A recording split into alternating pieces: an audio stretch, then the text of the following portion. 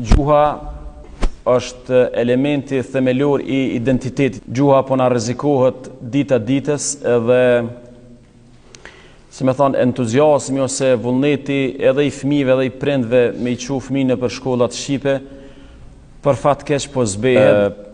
Fëmijët tonë mundën me mësu shumë gjuhë, mundën me qenë shumë taftë në tana sferat, po do të ishte fort humbje nëse ata harrojnë gjuhën e nanës.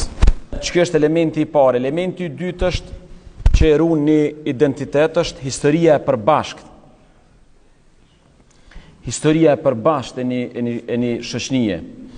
A pe vreni një sen, neve shqiptarëve mati na kanë nda pe 1912 na nuk jena bashkë, jena në për trojet ndryshme. Mirë po pse kena rrit na me jetu bashkë, edhe pse na nuk jena shkput kur pe njëri tjetrit dëmonë në mos madhe. Sepse na historinë e kena të njëjtë, kena historinë e përbashkët, herojt I kemë të përbashkët.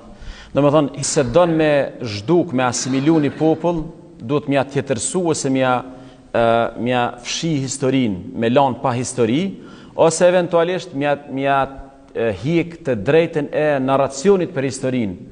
Domethënë, mja pamundsu shpjegimin e historisë. Kjo është një mënyrë për me asimilu dhe me zhduk popujt. Për ata fakti që na kena histori, edhe fakti që na atë shumë e mësojna historinë, na po vazhdojna me kanë shqiptar gjithanej kudo që gjindemi edhe, domethënë po arrijna me rujt identitetin sepse historia është element shumë I rëndësishëm në rujtjen e identitetit të një shoqënie. Edhe treta është feja. Feja është element shumë I rëndësishëm me majt një shoqëni, domethënë në një identitet caktuar. Domethënë krejt popujt kanë fe edhe kultura e tyre lidhet me një fe ose më shumë fe, siç është kultura jonë. Është një detaj shumë I rëndësishëm. Kur po thojna feja është element që e ruan identitetin. Është shumë më rëndësi njerëzit me pa fen si element të rëndësishëm të identitetit, pavarësisht a janë ata fetar direkt as janë fetar direkt. Sepse roli I fesë është edhe të ndërgjegjësimi I masave. Feja luan rol të rëndësishëm me ndërgjegjësu njerëzit, me I bë më të ndërgjegjshëm.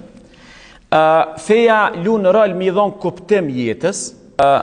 Feja I mush do boshllëqe do zbrastina të shpirtit. Edhe fakti që feja hin edhe në elementet më dytësore, ose elementet më të thella të një njeriu, I bën që gradualisht feja bëhet pjesë e identitetit dhe bëhet pjesë e kulturës. Për aq kohë sa feja është, domethënë çështje e cila depërton edhe në çështjet më detajshme të jetës. Për ata njerëzit po harrojnë, mja ofendu